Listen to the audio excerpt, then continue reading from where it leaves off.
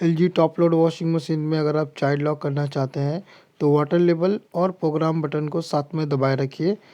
Display में आपको CL का ऑप्शन दिखेगा। ये चाइल्ड लॉक हो चुका है। अगर इसी चाइल्ड लॉक को अगर आपको हटाना है तो वाटर लेवल और प्रोग्राम बटन को साथ में दबाए रखेंगे। वाटर लेवल और प्रोग्राम बटन को साथ में दबाए रखने से जो आपका सीएल डिस्प्ले में शो कर रहा है वो चाइल्ड लॉक हट जाएगा और फिर आप प्रोग्राम को यूज़ कर सकते हैं। ये चाइल्ड लॉक का option water level plus program button से होता है।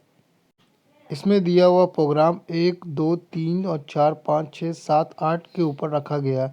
1 पर नॉर्मल, 2 पर जेंटल और 3 पर क्विक वॉश और 4 पर स्ट्रॉन्ग चलेगा। अगर आप 4 लगाकर स्टार्ट दबाते हैं तो 4 पर स्ट्रॉन्ग प्रोग्राम चलने लगेगा इसमें।